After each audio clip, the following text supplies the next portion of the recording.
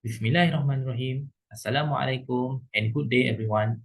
My name is Muhammad Fikri and welcome to my YouTube channel Mr. Fikri. In this video, I will be presenting my assignment from subject EPC424 Description of English Syntax. A little bit about the assignment. Each student must choose one sentence from entry 8 to entry 11. We need to analyze the structure and also analyze all the verb phrase and the verb type and other constituents. Without further ado, let's get started.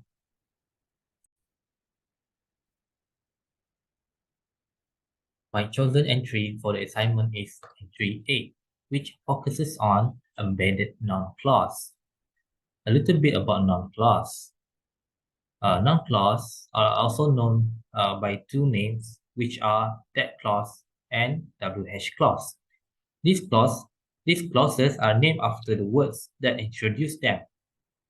Noun clause is different to relative clause because noun clause fill up empty slots, whereas relative clause acts as an adjective which describe an noun phrase.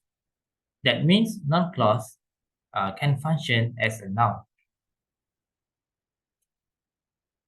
This is my chosen sentence. Scott explains that laughter is a physiological response.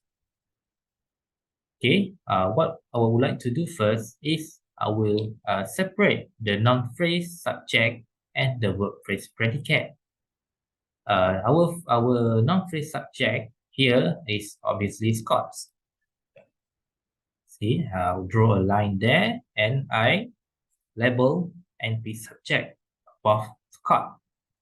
And our verb here is explains. Everything after the verb, including the verb itself, is a verb phrase predicate. And after that, I like to highlight this here. As you can see, this phrase start or this part of the sentence start or introduced by that. This is also known as an subordinator. Let's highlight that part. Okay, this is our noun clause.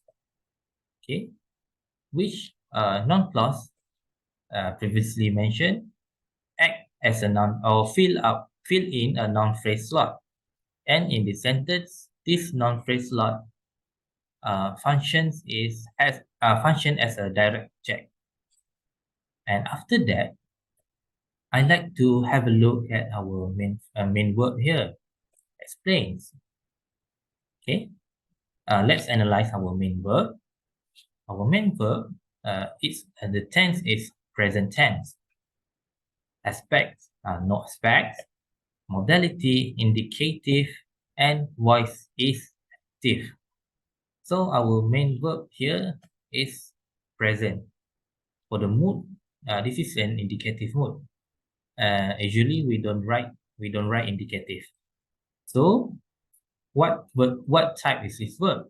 Because this verb is followed by a noun phrase, direct object, and direct object only, it is an transitive verb.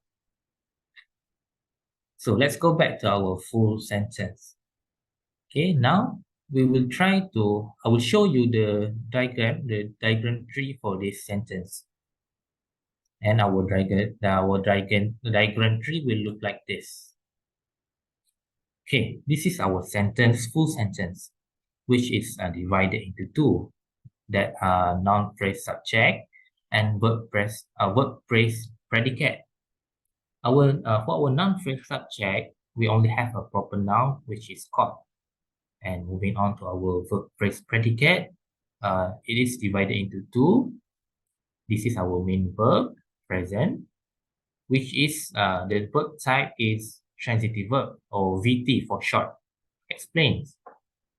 And now we move to our noun phrase direct object. Under here we have our noun clause. Okay, the noun clause fills in the slots of NP direct object. Noun clause is introduced by a subordinator, that. This is also known as a that clause. A subordinator is also a part of a noun clause which introduces the noun clause. That's why it is the diagram tree. It looks like this. Okay, and our noun clause divided into two, which consists of noun phrase and verb predicate. Verb phrase predicate noun. Okay, for our noun phrase subject, we have our noun. That is laughter, and for our verb phrase predicate. This is not predicate noun. Sorry, only predicate. Verb phrase predicate divided into two, which is our main verb and our noun phrase. Our main verb, the verb type is verb be, which is, and our noun phrase predicate noun, introduced by a determiner in the form of an indefinite article and followed by a noun phrase.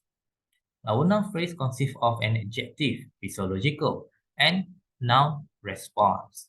So this is how our diagram tree for this sentence looks like.